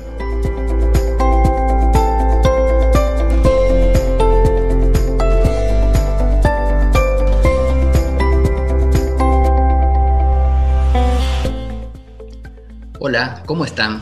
Mi nombre es Alejandro Trapé, soy el director del Instituto de Competitividad de ADEN Business School y en este momento voy a conversar con ustedes durante unos minutos acerca de cuál es el futuro, en particular para el año 2021, de los países de la región latinoamericana que están saliendo del problema de la pandemia y están avanzando nuevamente en materia de actividad económica. Yo siempre he dicho que esta pandemia es muy particular y esta recesión que ha vivido el mundo en 2020 es muy particular porque su origen no es económico, no es político, sino que es sanitario. Viene de la salud, viene de un virus y siempre decía también que como viene de un virus y viene de un ámbito que no es en la economía ni la política, no lo van a resolver ni los economistas ni los políticos, sino que lo van a resolver los médicos, los investigadores, los biólogos, los que están buscando la vacuna para terminar con el virus. De poco valen las acciones que los políticos o los economistas vayan a hacer, solo valen para pasar mejor el problema de la pandemia, pero de ninguna manera a eliminarlo. En este sentido, lo que estamos viendo es que para el 2021, a nivel global, es decir, a nivel mundial, hay un moderado optimismo respecto del tema de la vacuna. Es decir, ya los países, los distintos gobiernos, están viendo que algunas buenas noticias hay en materia de vacuna. Por supuesto que faltan algunas etapas, hay que seguir probando, hay varias vacunas dando vuelta, pero ya hay una luz, es decir, que ya hay algo. Y hay 98 vacunas que se están probando para ver si se pueden lanzar. Es decir, que los países tienen esperanza de que el 2021 sea mejor de lo que fue el 2020. Y eso ya se está reflejando en las estimaciones de crecimiento y se está reflejando también en los precios de los activos, de las acciones, de los bonos de los distintos países que están comenzando a rebotar, es decir, han dejado de caer y van a empezar a crecer. Esta expectativa nos hace ser un poco más optimistas entonces respecto al 2021, sin que el 2021 vaya a poder compensar todo lo que se perdió en el año 2020. Como ustedes pueden ver en esta primera filmina que estamos presentando, tenemos las tasas de crecimiento del año 2020, que son todas negativas, en algunos países más que en otras. Por ejemplo, Perú, Ecuador y Argentina, y Venezuela, por supuesto, tienen tasas de decrecimiento, o sea, de caída muy fuerte, mientras que los otros países tienen tasas de caída más débiles, pero todas son hacia abajo. Ya para el año 2021, ustedes pueden ver también en el mismo gráfico que las estimaciones son positivas, es decir, que ya se espera que haya crecimiento de las economías. Un crecimiento moderado que casi en ningún caso alcanza para recuperar todo lo que se perdió en el año 2020, pero que ya muestra otra cara. Entonces, en este sentido, uno puede distinguir países que les va a ir mejor y países que les va a ir peor, y países que soportaron mejor o peor la pandemia. Porque en realidad el hecho de que un país le fue mejor o le fue peor depende fundamentalmente de la foto de entrada, es decir, cómo ingresó el país a la pandemia, es decir, en materia de crecimiento, de empleo, de estabilidad económica. Luego, el segundo punto es las medidas que tomó el gobierno para moderar el impacto sobre la economía. Y el tercer punto es cómo financió el gobierno esas medidas que básicamente consistieron en aumentos del gasto público y disminución de los impuestos, genéricamente. De acuerdo a esas tres cosas es cómo le fue al país y cómo va a salir en el año 2021, y entonces ahí tenemos diferentes perspectivas. Hay países que tienen buenas perspectivas o bastante buenas, como Colombia, Uruguay, Costa Rica, Panamá, y hay otros países a los que les va a costar un poco más, como Argentina, Venezuela, Perú, etc. O sea que tenemos ya una disparidad en lo que se refiere a países. No todos van a salir a la misma velocidad. Ahora bien, dentro de cada país es importante saber a qué sectores le va a ir mejor y a qué sectores le va a ir peor. Es decir, qué sectores van a poder salir de la situación de recesión con mayor velocidad y fortaleza y qué sectores se van a demorar un poco más. Esto es importante no solamente para saber, para que ustedes sepan cómo le va a ir a mi sector o cómo le va a ir a mis clientes o cómo le va a ir a mis proveedores, sino también incluso para quien tenga que realizar inversiones en un sector o quien tenga que comprar acciones de empresas de determinados sectores. Hay sectores que ya en el 2021 van a estar muy vigorosos y hay sectores que en el 2021 recién van a estar despertando y todavía les va a costar un poco más salir. Básicamente tenemos 5 sectores que son los que van a empujar a la economía, a las economías para la salida, porque son los que más dinámica tienen y son los que se han fortalecido durante la pandemia, es decir, que casi no cayeron. Entonces, si el país de cada uno de nosotros es fuerte en esos sectores, quiere decir que nuestro país va a tener motores más fuertes para crecer. Si nuestros clientes están en esos sectores, significa que vamos a tener más posibilidades de ventas. En cambio, si nuestros clientes están en los sectores que se van a demorar más, nuestras posibilidades de salida, que normalmente están atadas a la suerte de nuestros clientes, van a verse reducidas también. Mencionemos rápidamente cuáles van a ser los sectores y para eso vamos a mirar el segundo slide que tienen ustedes allí ahora. El primer sector es el de la energía, fundamentalmente las energías limpias, es decir, el sector energético vuelve a crecer porque había disminuido mucho a partir de la freno de las actividades económicas y ahora vuelve a crecer, pero vuelve a crecer un poco transformado, pensando en recursos renovables, como por ejemplo, ustedes ven ahí un dibujo de la energía eólica. Entonces allí tenemos un sector que va a empezar a crecer rápidamente y fundamentalmente quienes van a ir a la cabeza de este crecimiento, porque ya se está observando, son Brasil, Chile y Uruguay. El segundo sector que va a salir, que ya está saliendo y que no sufrió tanto durante la pandemia, es el de las tecnologías digitales. Es decir, todo lo que nosotros conocemos como informática, e-commerce, vinculación digital. Es decir, todos esos sectores tienen un nuevo salto de crecimiento. ¿Por qué? Porque muchos otros sectores económicos, como la salud, la educación o el comercio, se han puesto a utilizar estas tecnologías que antes no las utilizaban. Por ejemplo, en materia de educación, antes se usaba mucho menos la tecnología de Internet y las clases virtuales. Ahora los profesores universitarios, por ejemplo, se han dado cuenta que hay herramientas muy prácticas para eso. Entonces, este sector va a salir renovado de la pandemia. En tercer lugar, como ustedes pueden ver, están los sectores vinculados a las manufacturas asociadas al sector salud.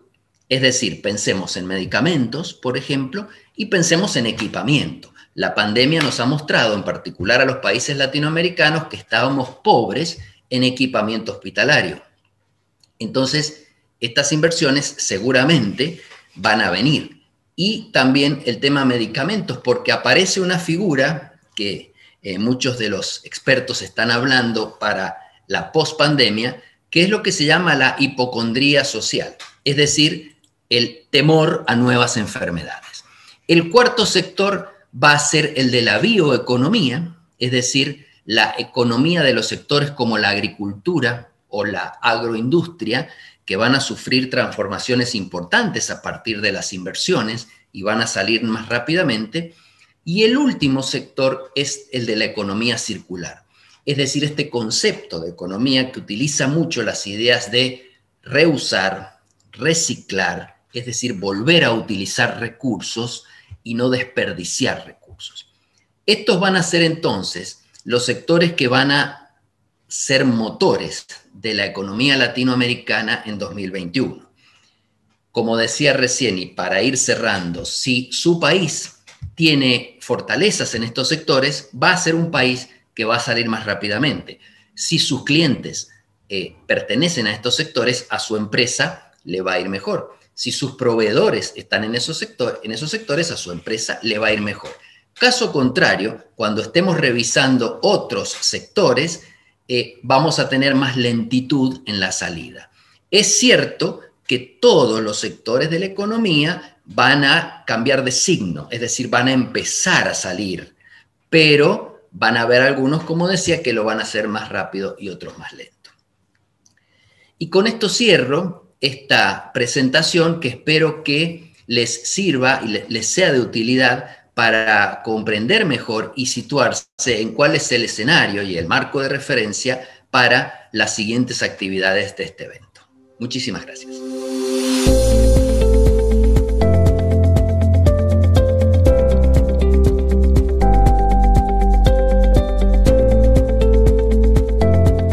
Ya tuvimos una visión de un consultor, de empresarios y de un organismo de financiamiento regional. Ahora vamos a tener el panel Industrias en Transformación, en el que líderes gremiales de Guatemala, Nicaragua y República Dominicana van a analizar las problemáticas que la iniciativa privada enfrentará en los próximos meses.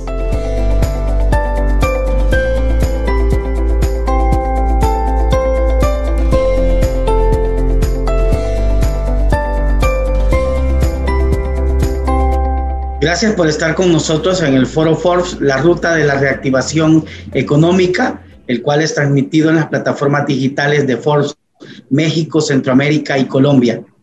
Acá estamos con el panel titulado Industrias en Transformación y nos acompaña don Eduardo Girón, presidente de la Cámara de Industria de Guatemala, don Marco Pierson, presidente de la Cámara de Industria de Nicaragua, y don Celso Marrancini, presidente de la Asociación de Industrias de República Dominicana.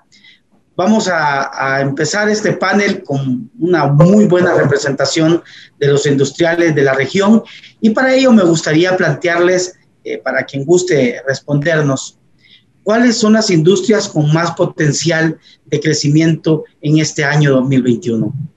Yo creo que realmente es difícil de decir cuáles son las industrias con más potencial en este año del 2021, ya que ha sido un momento muy complejo el que vivimos en el 2020 y ahorita en el 2021 pues realmente no han ido cambiando muchas el panorama, más que ya ahora encontramos una vacuna para lo que es el COVID-19. Entonces hay mucha expectativa de que pronto vamos a empezar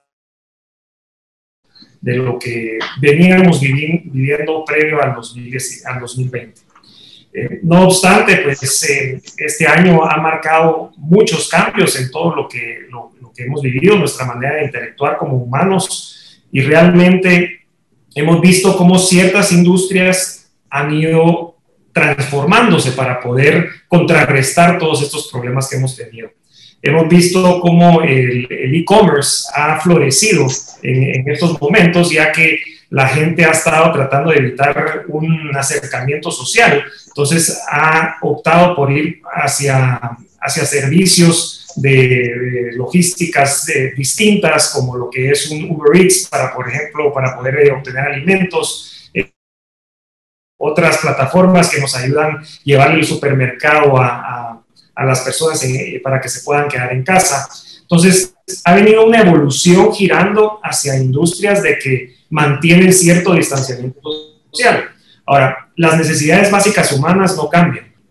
Vemos esta situación aumentada que, por ejemplo, en Centroamérica fue fuertemente golpeada por los huracanes ETA y OTA a finales del 2020, lo cual ha generado también una necesidad de reconstruir muchas poblaciones. Entonces, el ámbito de construcción se va a ver también afectada positivamente, ya que los gobiernos van a tener que invertir fuertemente para poder reconstruir la infraestructura dañada por estos huracanes que tuvimos. Pero no obstante, seguimos teniendo muchos retos. Entonces, las industrias van a tener que transformarse, van a tener que acudir a nuevas maneras de poder hacer su entorno económico para que puedan tener una activación económica positiva. Bueno, muchísimas gracias a la respuesta de don Eduardo Girón, presidente de la Cámara de Industrias de Guatemala. Ahora me gustaría dirigirme a don Marco Pierson, presidente de la Cámara de Industria de Nicaragua, y preguntarle cuáles son los principales retos que debe afrontar la industria de Nicaragua en 2021. Bueno, en Nicaragua tenemos una situación un poco particular por lo de la inestabilidad política que hemos estado experimentando los últimos años. Entonces, habiendo elecciones programadas para este año 2021, necesitamos asegurarnos de que el proceso sea transparente y calmo, de tal manera de que brinde la estabilidad y la confianza que los inversionistas necesitan para poder entrar en el mercado y invertir sus fondos pues sin ningún problema, para asegurarnos de que esta confianza regrese al país y tengamos crecimientos en la inversión aquí en el país.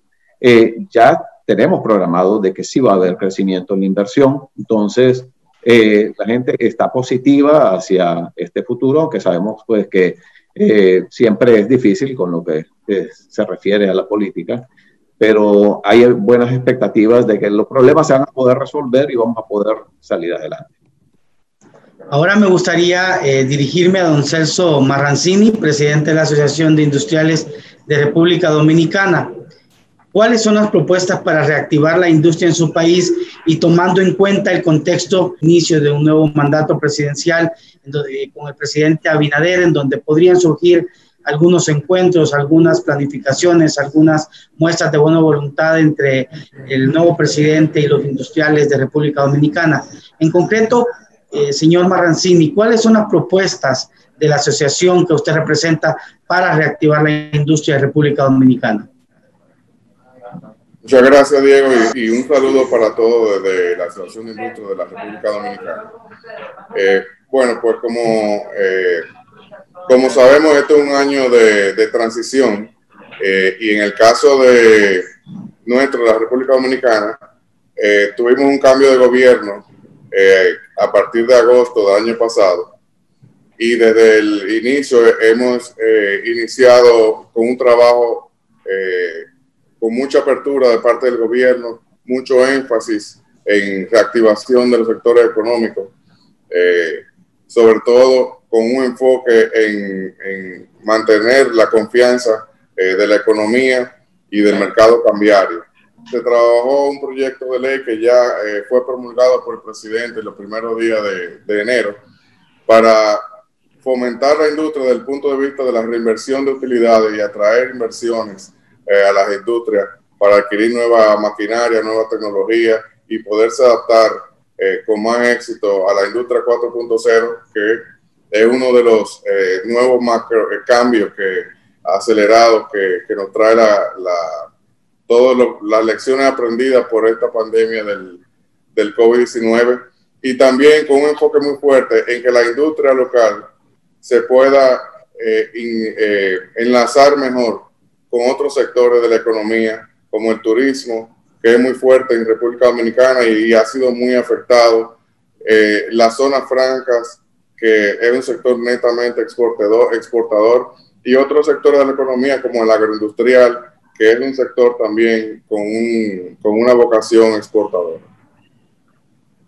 En todo esto, la parte de la clave ha sido la apertura del gobierno y la disposición a trabajar de la mano con el sector privado para poder reactivar la economía y poder retomar el crecimiento sostenido que ha tenido la economía de República Dominicana en los últimos 20 años. Eso ha sido fundamental.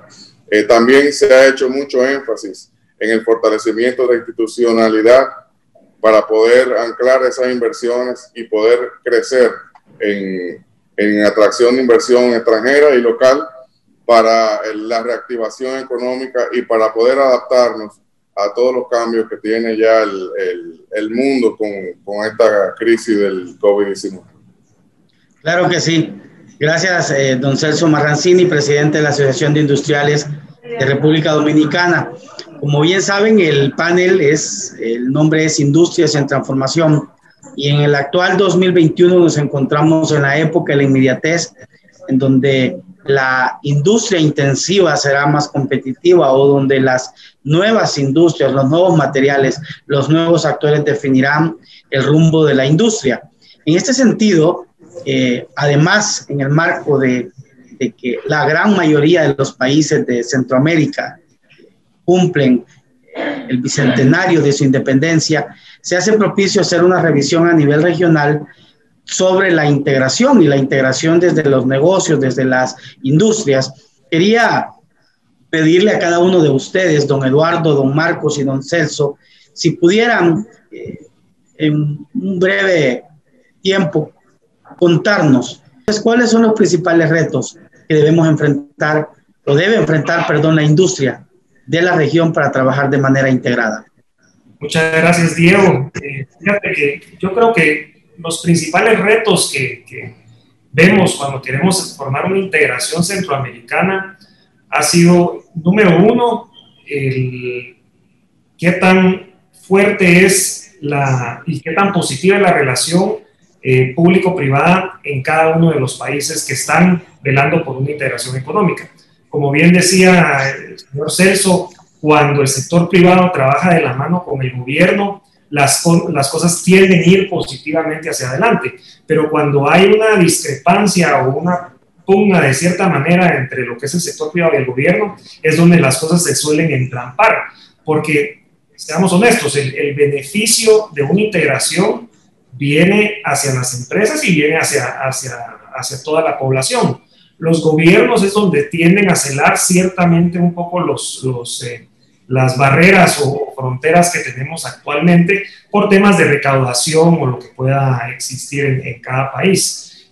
No obstante, nosotros desde FECAICA, que es la Federación de Cámaras de Industrias de Centroamérica y República Dominicana, institución que actualmente estoy presidiendo, velamos por tener una integración centroamericana, ya que vemos de que en media vez estamos en una integración abierta, logramos incrementar el comercio entre las partes relacionadas. Y eso solo le va a traer beneficio a todos los países. Necesitamos una voluntad también de los sectores industriales y los sectores involucrados, porque también puede haber cierto proteccionismo en cada uno de los países de sus mercados que tienen ciertas influencias. Entonces, tiene que haber esa voluntad política de los sectores también.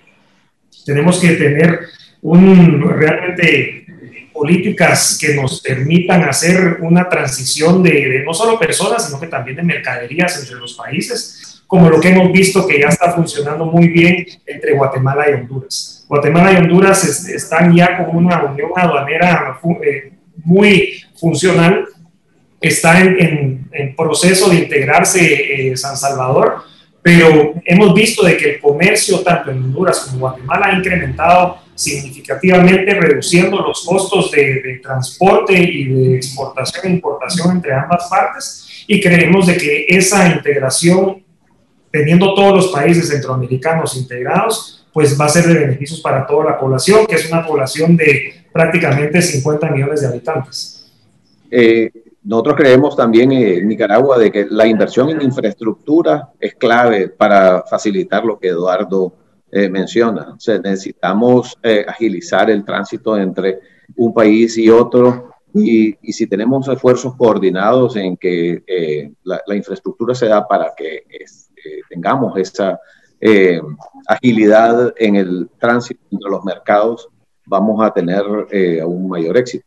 Adicional, pues la confianza, como Eduardo mencionaba, es clave para que los gobiernos cooperen en poder tratar de superar esos miedos de que su recaudación sea afectada, y que tengan visión de que al ver el mayor crecimiento en las transacciones entre los países, va a resultar en mayor crecimiento de los ingresos de los mismos gobiernos.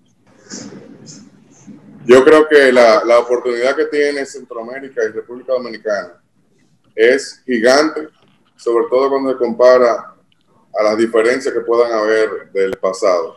Una de las grandes lecciones de esta crisis es que definitivamente es innumerable los ejemplos que hay para ser mejores y para valorar lo que realmente importa. O sea que es un momento para que el liderazgo político de la región y el liderazgo también del sector privado ponga por encima esos aprendizajes y tratemos de trabajar para aprovechar esas oportunidades que son gigantes.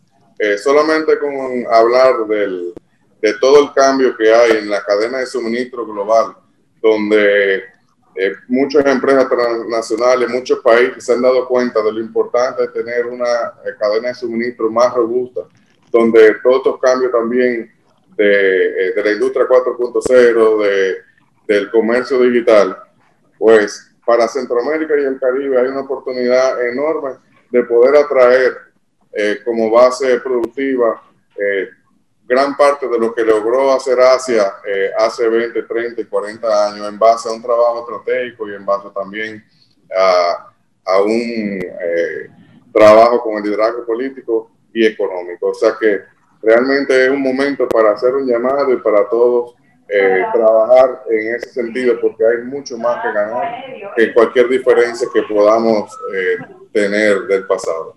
Muchísimas gracias, don Eduardo Girón, presidente de la Cámara de Industrias de Guatemala, don Marco Pierson, presidente de la Cámara de Industrias de Nicaragua, don Celso Marrancini, presidente de la Asociación de Industrias de República Dominicana. Hablando en el panel de industrias en transformación, no podía ser de otra manera sino hablar con los principales líderes de las asociaciones industriales de la región para poder identificar dentro de este panel la ruta de la reactivación económica, justo el nombre que lleva este foro de la revista Forbes. Al respecto, me gustaría puntualizar algunos comentarios que me han parecido muy pertinentes alrededor del asunto que nos reúne. Primero, apostar por los sectores estratégicos al interior de sus países. Los gobiernos juegan un papel estratégico para incentivar o impulsar la industria. Un reto sería los proteccionismos de algunos países para asegurar la integración de la industria o la integración también económica, por supuesto. Un ejemplo es la integración aduanera de Guatemala y Honduras, el cual nos decían que pues ha sido un buen ejemplo la relación con Guatemala y Honduras, y que está próximo a integrarse El Salvador. Desde Nicaragua, nos decía don Marcos, sobre la importancia de la inversión en infraestructuras, y no puedo dejar de pensar en esa gran carretera de la frontera Guasable que lleva hasta la ciudad de Managua, para poder entender lo cierto de esta afirmación. La confianza en la relación con el gobierno e industria es muy importante. El liderazgo del sector privado es clave para asegurar un espacio en las cadenas globales. Estos serían como los apuntes principales que yo hago de sus intervenciones, estimados señores presidentes de las asociaciones industriales de Guatemala, Nicaragua y República Dominicana. Y nada más agradecer por el espacio, el tiempo que han brindado, y quedamos a sus órdenes para futuros encuentros. Ha sido un gusto y gracias al equipo Forbes por invitarme a moderar este panel. En un mercado global como en el que vivimos todos los días, los países tienen que buscar eficiencias que les permitan ser más atractivos para las inversiones y ofrecer productos y servicios de mejor calidad. Por esto, los vamos a invitar a una entrevista que tenemos con la doctora Lydia Fromm Sea. Ella es la directora ejecutiva de Proyecto Mesoamérica. Abordará el tema El reto de la competitividad.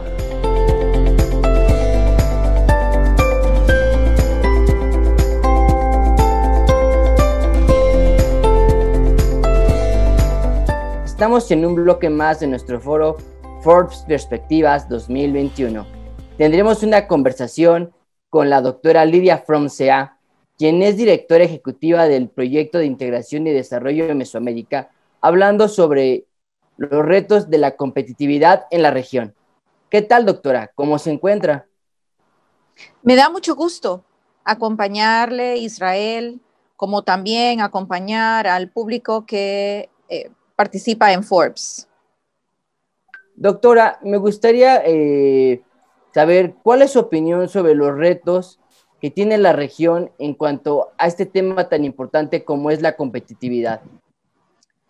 Sí, la competitividad es un factor importante, un pilar para el desarrollo de nuestras naciones. Y aunque se han hecho avances importantes en cada uno de los países, todavía hay mucho por hacer. Un ejemplo, asegurar instituciones eficaces en el ámbito de la institucionalidad de los países, como también, por ejemplo, en términos de infraestructura, asegurar que las inversiones en infraestructura sean estratégicas. Debemos revisar el mapa regional para que cada uno de los proyectos de infraestructura agregue valor y no duplique los servicios que quizás está dando la infraestructura de un país vecino. Es decir, cada vez más debemos vernos como región. Importante también es atender el grave problema de la desigualdad. Sabemos que estamos en una de las regiones más desiguales en el planeta. Y tenemos que asegurar, por ejemplo, que la inversión pública vaya reduciendo este flagelo de la desigualdad. De igual manera, con respecto a las tecnologías de la información y de la comunicación, es importante asegurar acceso, especialmente a aquellos que están fuera de, por ejemplo, la teleeducación. La educación es un pilar para la competitividad, y educación en todos los niveles, desde preescolar hasta universitaria y postgrado. Entonces, son temas que no podemos dejar fuera del radar a pesar de los desafíos que estemos enfrentando. Y, por ejemplo, apostarle a una recuperación verde, ambientalmente sostenible, ir abordando de una manera integral, por ejemplo, las inversiones en infraestructura. La infraestructura debe ser resiliente. Un ejemplo, como el año pasado hubo un golpe fuerte de 2 huracanes en menos de 10 días para varios de los países de la región. Entonces, nuestros países no pueden continuar invirtiendo en infraestructura que luego se pierde en 10 días de lluvia. En ese sentido, la infraestructura debe ser cada vez más resiliente y tenemos que, como región, ir desarrollando esas fórmulas que nos permitan fortalecer la competitividad. Ahora bien, doctora, me gustaría preguntarle, ¿qué prácticas podrían aprender los países de Centroamérica de los primeros lugares dentro del ranking de competitividad del Foro Económico Mundial? Bueno, creo que hay muchísimas lecciones que se pueden tomar de los países que tienen mejor ranking en el índice y que están al frente. Por ejemplo, en el tema de el abordaje de la energía, ¿sí? Y que sea, por ejemplo, energía más eficiente, que sea una energía más amigable con el medio ambiente, que, por ejemplo, le apostemos a la electromovilidad y podemos tomar lecciones valiosas de estos países y cómo han incrementado el uso de movilidad cada vez más eficiente. De igual manera, tenemos que aprender cómo trabajan juntos el sector privado con el sector público. De igual manera, los entornos financieros, el apoyo a las pequeñas, medianas empresas, a las micro, podemos aprender muchísimo a estructurar un sistema financiero mucho más incluyente y mucho más equitativo para todos. Al igual que podemos aprender, por ejemplo, de cómo le apuestan al capital humano, cómo son esos modelos de educación que en su mayoría es pública, pero es de altísima calidad. Ok, y ahora bien, ¿qué podemos destacar de la competitividad en la región? ¿Cuáles son los puntos a favor en las naciones? Nuestra región ha hecho avances muy importantes, como lo mencionaba al inicio. Creo que es importante continuar trabajando juntos como región, porque el diálogo, ya sea a nivel político como también a nivel técnico, permite abordar o adoptar prácticas y lecciones aprendidas de los países que ayuden a reducir las curvas de aprendizaje.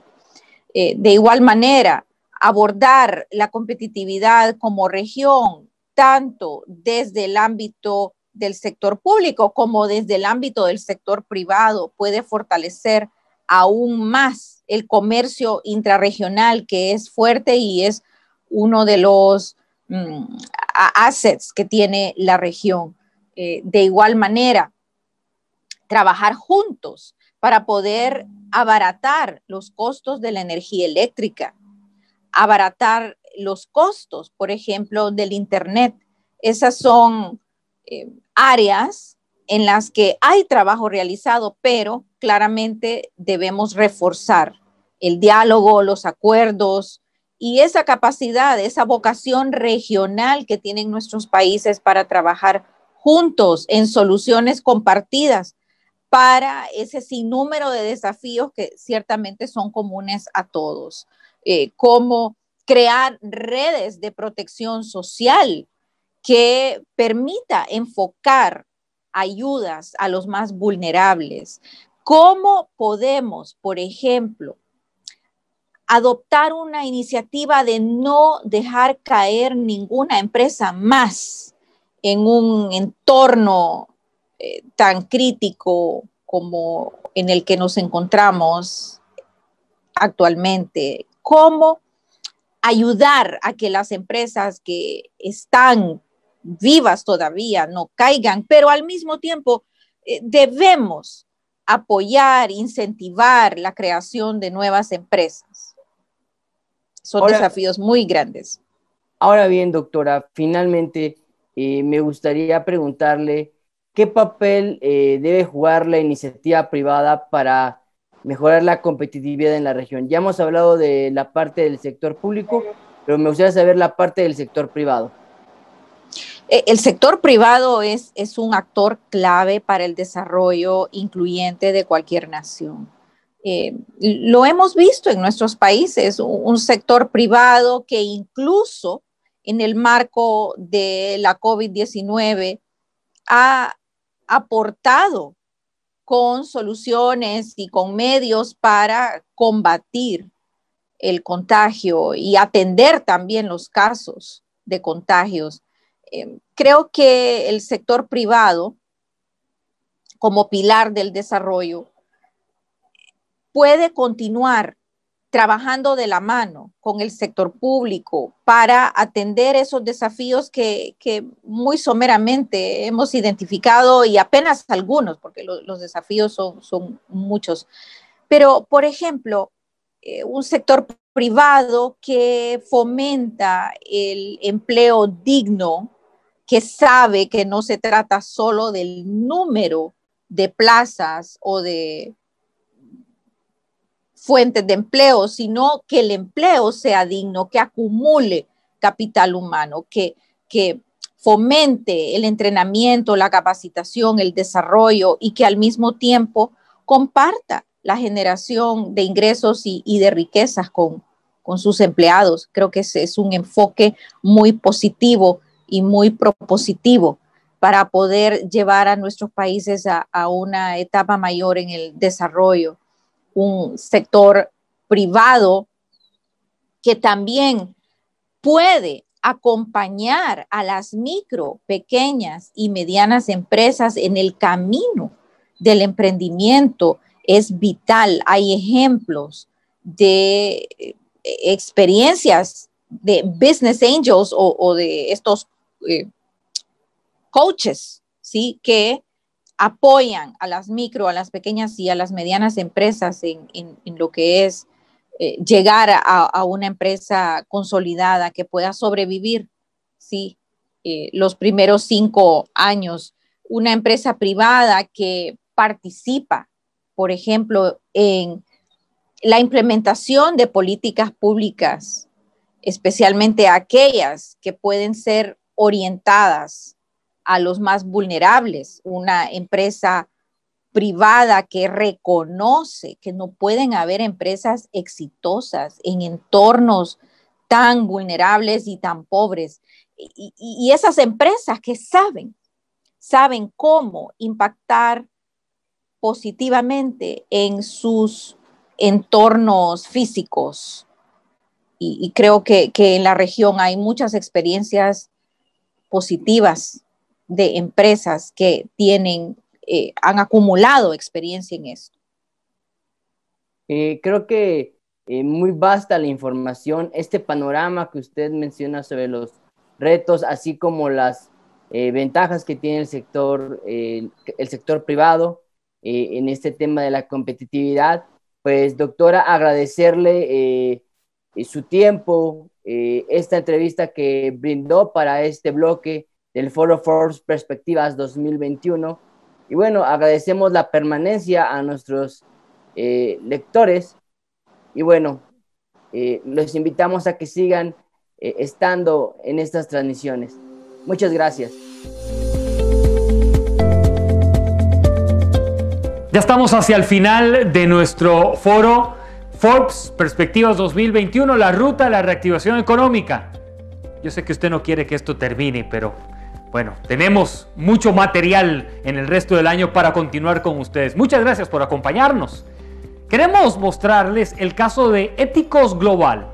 Es una startup de Guatemala que provee servicios para crear una cultura de transparencia y ética en las organizaciones.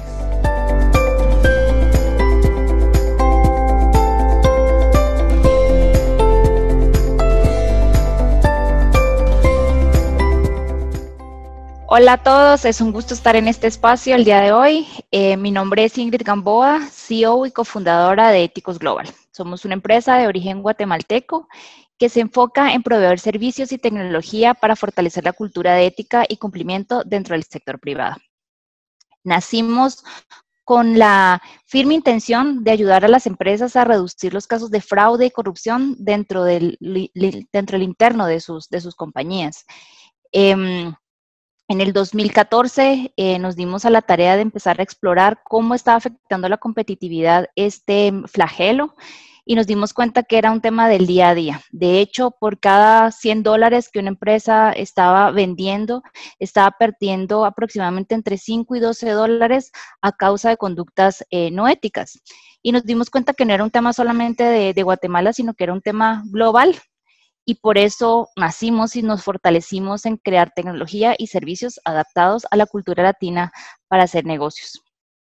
En nuestro equipo, pues, contamos con gente con muchísimo talento en el área de cumplimiento y en el desarrollo tecnológico, y esto nos ha permitido entender las necesidades del mercado local. De hecho, nacimos solamente para el mercado, digamos, de Guatemala. Posteriormente crecimos a El Salvador, Honduras, y hoy en el 2020 proveemos servicios a 18 países de América Latina, en donde les apoyamos con sus programas de línea ética, la formación de valores, el desarrollo y evaluación de sus políticas de ética corporativa, evaluación de su buen gobierno corporativo propiamente.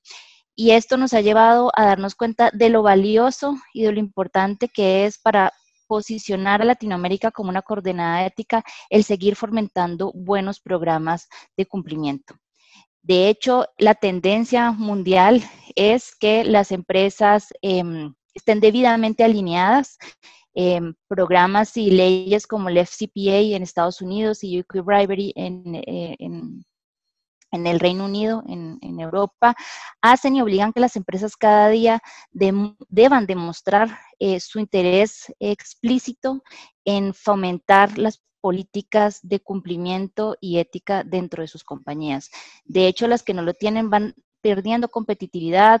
Hay contratos que son clausurados por empresas extranjeras pues porque no se cumple con esto.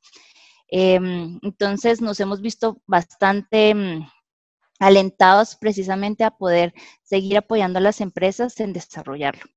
Este año, 2020, vino el COVID, y nos dimos cuenta que las empresas necesitaban también entrar en temas de cumplimiento con la pandemia, que no solamente se trataba un tema de solamente de los valores propios de la compañía, sino que adicional se sumaban ciertos temas a nivel de cumplimiento de salud y de higiene, que era muy importante que las empresas lo vivieran. Y de las plataformas tecnológicas que hemos desarrollado a lo largo de estos años y con las que proveemos a nuestros clientes, desarrollamos 3 plataformas nuevas que favorecían precisamente la detección de los riesgos dentro de las compañías y posteriormente permear cuáles eran las mejores prácticas y poder, digamos así, accionar a favor de que las empresas cerraran las brechas de atención con sus colaboradores o con sus diferentes grupos de interés. Por último, desarrollamos una de tamizaje que ayudaba a que las empresas pudieran evaluar y saber quiénes podían estar con casos de COVID y poder también accionar de forma responsable. Sin embargo, en el día a día, nuestra principal acción está en el tema de los programas y las plataformas de denuncia o de reporte que le llamamos líneas éticas, en donde los colaboradores siempre están dando un aviso oportuno de malas prácticas, o bien los diferentes grupos de interés le hacen los mismos clientes o los proveedores que hacen parte de la cadena de suministro de nuestros clientes. Adicional, la formación ha sido un tema sumamente importante para nosotros, para hacer que los clientes sean mucho más fuertes en el área de cumplimiento y de ética y transparencia. Lo hacíamos pre-COVID de una forma mucho más física, asistiendo a diferentes talleres, y con el tema de COVID nos dimos cuenta que debíamos fortalecer y salir mucho más rápido con una plataforma que ya veníamos en desarrollo, que le llamamos Valorum Training, que es una plataforma de gamificación.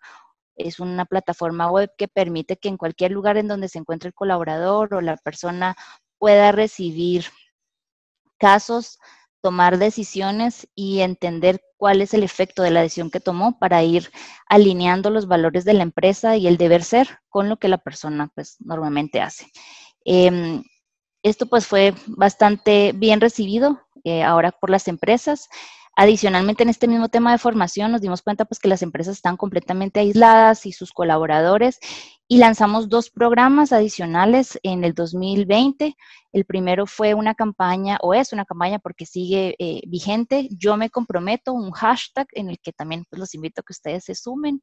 Este hashtag lo que dice es: mis acciones individuales hacen la diferencia, y es parte de lo que queremos hacer hincapié en cada uno, que no se trata solo de la responsabilidad del sector público, la responsabilidad del sector privado para hacer que las cosas sucedan como debe ser, sino que son decisiones individuales que se toman en todo momento y hacen parte de que las cosas que correspondan se hagan bien, ¿no? Con transparencia, con ética.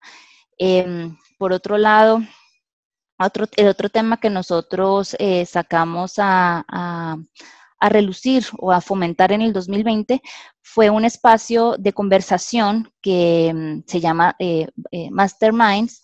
En este espacio tuvimos la dicha de tener más de 1,100 asistentes a lo largo de todo el año, en donde de diferentes lugares de Latinoamérica, porque les cuento que teníamos gente desde Argentina hasta México, inclusive España, que se sumaban a dialogar diferentes temas, o sea, cómo incidía la ética en los negocios, cómo estaba afectando, por ejemplo, los temas de ciberseguridad, de seguridad de la información, temas tan importantes que es un compliance officer, por qué la transparencia impacta en la competitividad, y así lo fuimos desarrollando más de 16 espacios durante el año, y hace unas semanas atrás tuvimos el cierre con Masterminds Ethics and Compliance Week, en donde tuvimos 16 invitados, todos de diferentes nacionalidades y experiencias, que nos ayudaron a hacer una buena plataforma de experiencias de cara al 2021, ¿no? ¿Qué es lo que tenemos que empezar a aplicar para este año? Entonces, fueron de los que yo consideraría de las grandes aciertos y logros que tuvimos durante un año bastante ajetreado como fue el 2020. Quiero además pues compartirles que no ha sido fácil dentro del reto de trabajar en un área tan específica como ética y cumplimiento, porque muchas veces no se comprende el qué hacer, o sea, por qué esto es importante, pero cuando ya lo aterrizas en números y te das cuenta, como comentaba al inicio, de que esto afecta a la competitividad de las empresas, le quita mercado, obviamente drena el recurso, las empresas empiezan a accionar. Y como Éticos Global nos sentimos sumamente alentados a seguirlo promoviendo, en ser una empresa pues 100% latina.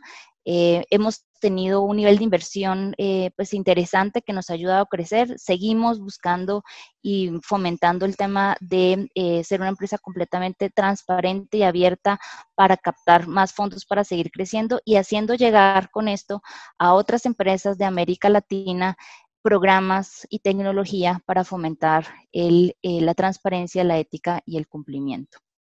Así que, siguiendo un poco con la línea de nuestra campaña Yo me comprometo, quiero pues invitarlos a cada uno desde donde esté a que haga un ejercicio, ¿cierto? Una reflexión de qué están haciendo hoy para favorecer la competitividad a través de los valores, de la ética, de la transparencia, de hacer las cosas bien hechas.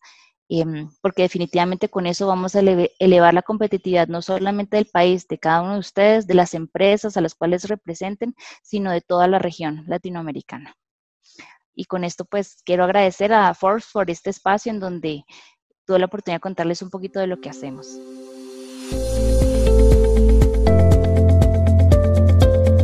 El principal activo de cualquier empresa son las personas, por lo que sobre todo en tiempos de incertidumbre como los actuales, las organizaciones deberán poner especial atención en la estabilidad emocional de sus empleados. Para ahondar en este tema está con nosotros Joao Núñez, Managing Director de The Page Executive, México y Centroamérica. Dará la charla inteligencia y contención para los colaboradores.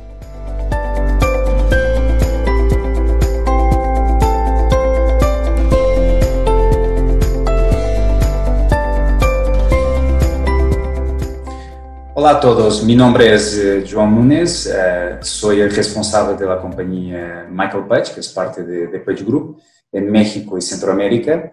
Page Group y sus compañías de selección, principalmente la marca más conocida que es Michael Page, nos dedicamos a final cuidar, encontrar, seleccionar y ayudar el talento humano que es tan importante y tan vital para el éxito de las compañías. Hemos hecho, y por la dimensión que tenemos en toda América Latina, hacemos siempre varios estudios donde buscamos información y con esa información nuestra intención es ayudar a las compañías a tomar las mejores decisiones. Lo que vemos, y de verdad, por la primera vez en la vida de la humanidad está de acuerdo que tenemos un problema. 2020 ha sido un año extremadamente difícil para las compañías y principalmente no solo por la dificultad de lo que vimos en términos de negocio, o sea, una baja en la demanda en general en todos los sectores de actividad, pero también un factor muy importante que es el cuidado del talento humano. O sea, creo que al día de hoy las compañías se encontraron en un momento donde la importancia del talento humano dentro de las organizaciones para que pudieran dar la vuelta a este momento es determinante. Entonces, hoy vivimos y la diferencia entre la crisis, se podemos llamar, de 2020 y 2021, hacia, por ejemplo, la crisis de 2018, que fue una crisis financiera, hoy estamos en una crisis humanitaria. Entonces, el talento humano tiene una importancia extremadamente relevante al día de hoy en principalmente la reactivación económica del próximo año. Hemos lanzado 2 estudios, que es el estudio de remuneración de 2021 y un estudio de Insights también de 2021, donde hemos visto y hablado con muchísimas personas. Estamos hablando de más de 10,000 personas entre nuestro estudio de remuneración y nuestro estudio de Insights, donde buscamos tener información sobre las tendencias al día de hoy del talento humano. Y es muy interesante ver las principales tendencias y lo que valoran al día de hoy las compañías y las personas que trabajan en esas compañías. Algo que vimos que ha tomado de verdad una relevancia muy grande al día de hoy es lo que se llama meaningful work. El 63% de los encuestados que tenemos siente que su contribución a la compañía en su rol más reciente ha generado mucho valor. Entonces, de verdad, vemos que hay un compromiso cada vez más grande de las personas dentro de sus compañías porque entienden en la realidad la dificultad que la compañía vive al día de hoy en el mercado y están en la disposición genuina de ayudar a sus compañías. Vimos también en un 41% de los encuestados que la importancia de la confianza en el liderazgo. Hoy vemos que la gran mayoría indicó que su equipo de liderazgo no se acerca muchas veces para conocerlo a nivel personal. Y entonces eso es muy importante hoy, crear una conexión genuina entre los líderes y el talento humano dentro de la organización. Después es el apoyo por parte del liderazgo. O sea, más de mitad de los encuestados, un 53%, considera que la compañía no ha invertido suficiente en su desarrollo y su coaching profesional. Y otro dato también importante es la relevancia del salario emocional. Cómo este al día de hoy se ha transformado y ganado una importancia muy grande en el contexto actual. Y después, por fin, la gran importancia de la retención de talento. Un 49% de los encuestados siente orgulloso de decir a los demás la compañía en la cual trabaja. Pero es un 49%. Entonces, si vemos al día de hoy, principalmente el talento humano dentro de las organizaciones, lo que está buscando y lo que quiere de parte de sus líderes es confianza. Y esta confianza, ¿cómo se genera? Se genera a través de conexión, coaching y cuidado hacia las personas. Entonces, eso es muy importante y son los principales datos y información que vemos de los estudios que hemos hecho. Otros aspectos también, y ahí entrando mucho más a nivel del futuro de 2021 y cuál es la tendencia del talento humano, vemos a día de hoy que 35% de las compañías van a seguir invirtiendo en la contratación de talento en la área de innovación y tecnología. Esto es muy importante porque la mayoría de las compañías a día de hoy están en procesos de transformación digital. Entonces, un 35% hoy va a seguir invirtiendo en perfiles de innovación y tecnología. Después tenemos un 31% de las compañías que van a invertir en lo que llaman perfiles estratégicos para que aceleren la recuperación de sus compañías. ¿Qué perfiles estratégicos son esos? Pueden ser perfiles, depende del core business de las compañías, pero pueden ser perfiles comerciales, pueden ser perfiles de operaciones, etc. Y por fin tenemos un 16% de las compañías que van a invertir en perfiles financieros que ayuden a la optimización de recursos y, por lo tanto, a la estabilidad de la compañía. Y ahí es donde vemos una diferencia muy interesante, porque en la crisis de 2008, cuando hicimos exactamente el mismo estudio, teníamos un porcentaje mucho más alto de contrataciones de perfiles financieros, porque de verdad era una crisis financiera, y al día de hoy lo que vemos hay una inversión mucho más grande en perfiles que pueden cambiar y preparar las compañías para la reactivación económica. Y esos son perfiles estratégicos, su core business, y esos son personas con otro tipo de competencias, mucho más competencias de toma de decisión, de adaptabilidad, de flexibilidad, y un 35%, como comenté, en todo lo que es la innovación y tecnología para la transformación digital que está necesaria. Cuando hablamos específicamente, o sea, esto es general en toda América Latina, pero hablando específicamente de Centroamérica, tenemos también datos bastante interesantes. Hoy, las principales tendencias de reclutamiento que encontramos en Centroamérica, principalmente son a nivel de las fintech. Las fintech son, en la realidad, pues, la digitalización o la transformación digital del sector financiero, principalmente bancario, que es un sector extremadamente importante, principalmente en países como Panamá.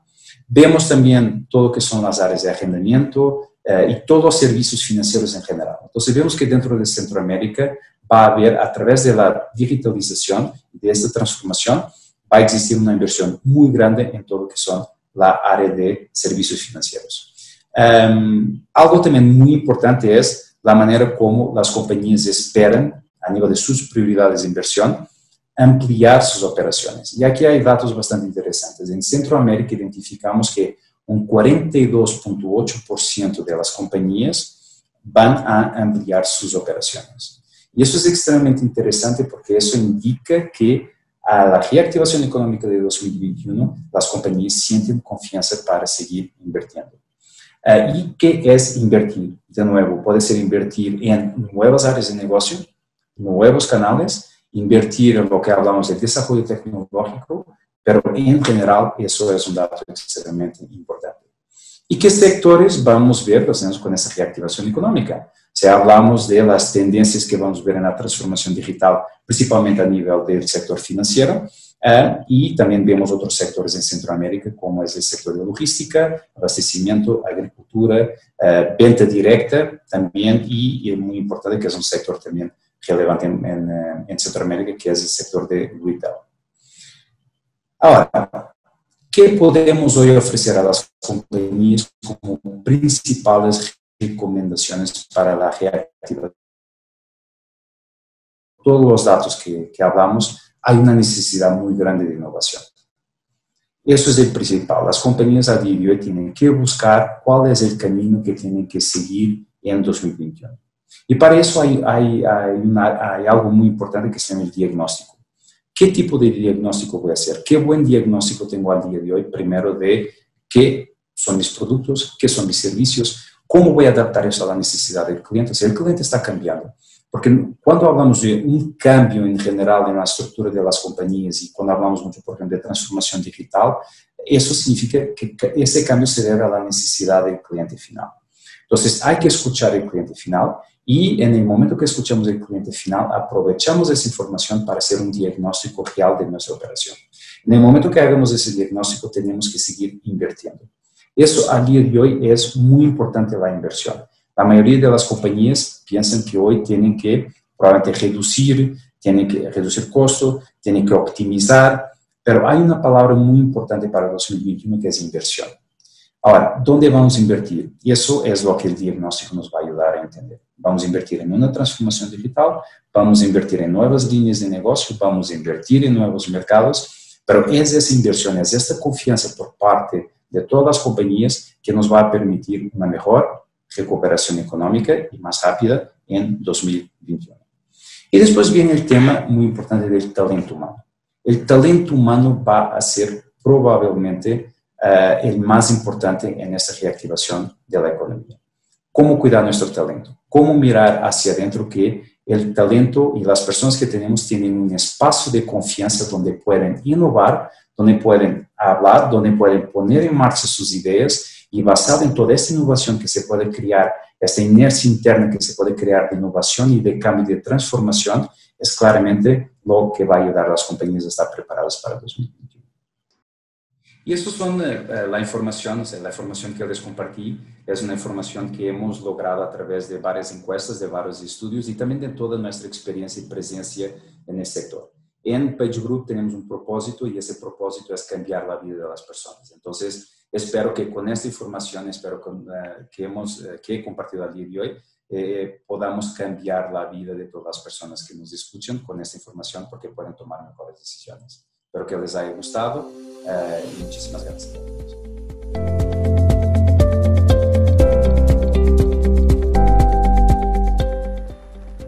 No queríamos llegar a este punto, pero estamos concluyendo nuestro Foro Forbes Perspectivas 2021, la ruta de la reactivación económica.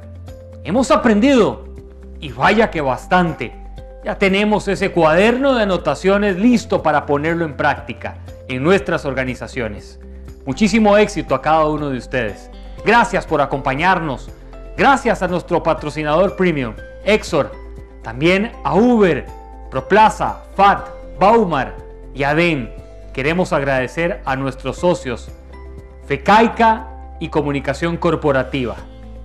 Gracias a cada uno de ustedes por sacar su espacio en agenda para nutrirse y para tener herramientas útiles y prácticas para enfrentar este 2021. Los acompañó Nilsen Buján, soy comunicador y empresario. Que tengan una feliz jornada. Gracias a todos.